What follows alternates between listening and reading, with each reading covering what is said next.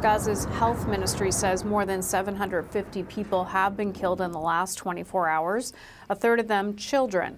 Some neighborhoods in Gaza have been reduced to little more than rubble. You see it there. The World Health Organization says almost a third of hospitals in Gaza, they're no longer functioning. Aid is coming in through the Egyptian border, but it's far too little and moving too slowly, according to humanitarian groups on the ground. Some warn they'll be forced to pull out themselves. Let's go now to our senior correspondent, Susan Ormiston, who is live in Jerusalem. Susan, we heard from Netanyahu tonight. What was his message to Israelis? Well, there are a lot of questions swirling around this country and the world about what's next, and Benjamin Netanyahu didn't answer any of them.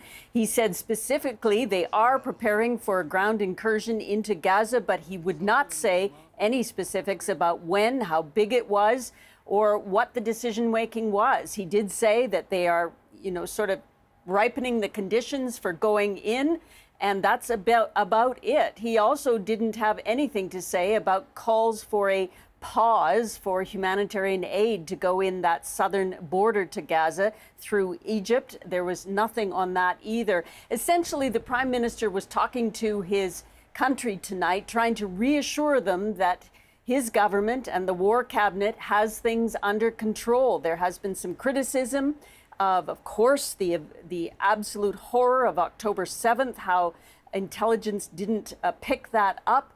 There's been concern now about how long people are going to be displaced within Israel. That could be months, we're hearing. So it's clearly a message of sort of steadying the ship from Benjamin Netanyahu, and also to try to shore up confidence in his government. We were out at the southern border with Gaza this afternoon and saw firsthand that there is active activity going on out there. Artillery pounding Gaza from the kilometer between where we were and the Gazan border. We also saw smoke bombs along that border, potentially perhaps to obscure what was going on along that frontier. Clearly, there is activity in and around the airstrikes, which are continuing on Gaza through the night. And of course, we're hearing a lot about getting out those hostages, more than 200 still trapped in Gaza. Qatar is a mediator, and the Prime Minister of Qatar said today that tense talks are progressing. They've had some breakthroughs. He's hopeful, but it's clearly going to take more time. And it's quite obvious to many that this ground incursion is not going forward for a multitude of reasons, including those hostages still inside. Yeah, absolutely. We know that the situation inside Gaza when it comes to the humanitarian crisis is bad. What's the latest today? Conditions, as we've heard from many aid agencies, continue to deteriorate rapidly.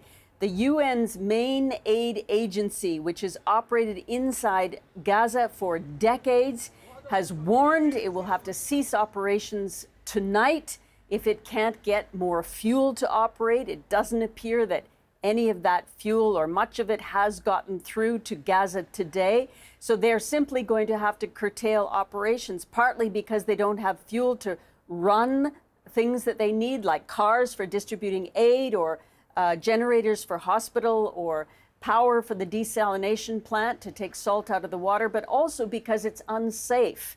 They've lost 36 or more of their own employees trying to care for others. So a very desperate situation there.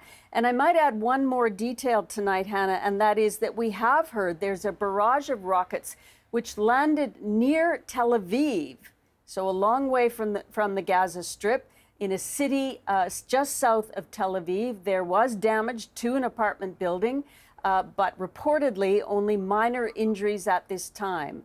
So clearly there is rockets coming back from Gaza still.